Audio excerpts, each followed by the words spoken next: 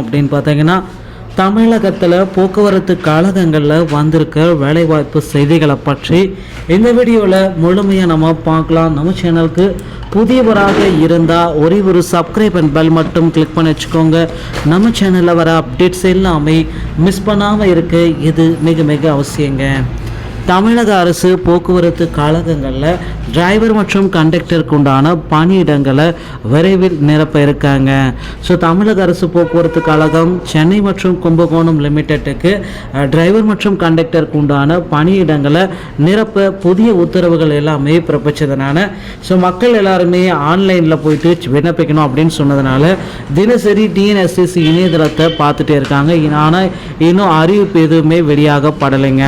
So டிஎன்எஸ்டிசியில் தமிழக அரசு போக்குவரத்து கழகத்தில் டிரைவர் மற்றும் கண்டக்டருக்கு உண்டான பணியிடங்கள் எப்போ நிரப்பப்படும் அப்படின்ற நோட்டிஃபிகேஷன் மற்றும் ஆன்லைன் அப்ளை லிங்க் எல்லாமே இன்னும் சிறிது தினங்களில் கண்டிப்பாக பப்ளிகேஷன் பண்ணிடுவாங்க.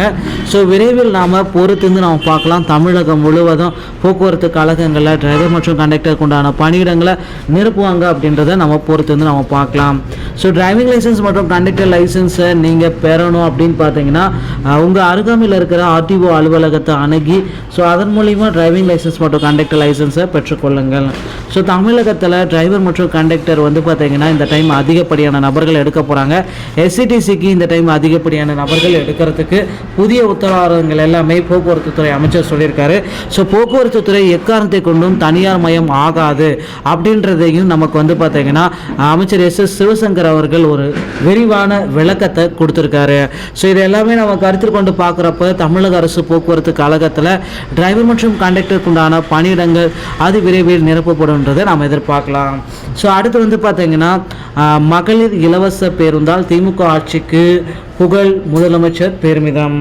முதலமைச்சர் மு க ஸ்டாலின் சென்னை கோட்டூர்புரம் அண்ணா நூற்றாண்டு நினைவு நூலக அரங்கில் நடைபெறும் அரசு விழாவில் புதிய திட்டங்களை தொடங்கி வைத்து நமக்கு கொடுத்த செய்தி என்னன்னு பார்த்தீங்கன்னா ஏற்றமிகு 7 திட்டங்களின் கீழ் ஊட்டச்சத்து குறைபாடின் குழந்தைகளை ஆரோக்கியமாக வளர வேண்டும் எனும் நோக்கில் சமூக நலத்துறை எனும் சிறப்பு ஊட்டச்சத்து வழங்கும் திட்டம் செயல்படுத்தப்பட்டது.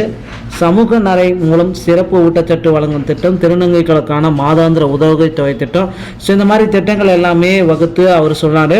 ஸோ இந்நிகழ்ச்சியில் அமைச்சர்கள் கே நேரு, ஜீவா சுப்பிரமணியன், சேகர் பாபு, அன்பில் மகேஷ், மதிமுக பொதுச் செயலாளர் வைகோ, சிவங்க எல்லாமே அதில் கலந்து கொண்டு பேசினாருங்க. ஸோ திட்டத்தில் பார்க்கும்பொழுது வந்து பார்த்தீங்கன்னா நடைபெறும் இடத்தை எண்ணி பார்க்கும்போது அண்ணா பெயர் தான். இந்த நூலகத்தில் இந்த நிகழ்வில் பங்கேற்பதில் உணர்ச்சியும் மகிழ்ச்சியும் அடைகிறேன். இந்த இலக்கை நோக்கிய பயணத்தில் வெற்றிகரமாக அவர் வந்து முடிச்சிட்டோம் அப்படின்னு சொல்லியிருக்காங்க. இலவச மகளிர் இலவச பேருந்தால் திமுக ஆட்சிக்கு வந்து பார்த்தீங்கன்னா மிக நல்ல பெயர் வந்து கிடைச்சிருக்கு. ஸோ மகளிருக்கு வழங்கப்பட்ட இலவச பேருந்தால் திமுக ஆட்சிக்கு பேரும் புகழும் வந்து அதிகமாயிட்டிருக்கு. ஸோ தேர்தலுக்கு முன் திருச்சி மாநாட்டில் 7 உறுதி மொழிகளை அறிவித்தேன். கோட்டையில் என் முதல் கையெழுத்து. மகளிருக்கான இலவச பேருந்து 236 கோடி பயணங்களை பெண்கள் இதுவரை மேற்கொண்டிருக்காங்க. ஓகேங்களா? ஸோ போக்குவரத்து கழகத்தில் இந்த அறிவிப்பு வந்து பார்த்தீங்கன்னா ஒரு மகளிருக்கு ஒரு நல்ல ஒரு அறிவிப்புன்றது எல்லார் மத்தியிலுமே பாராட்டக்கூடிய அறிவிப்பாக வந்துருச்சு.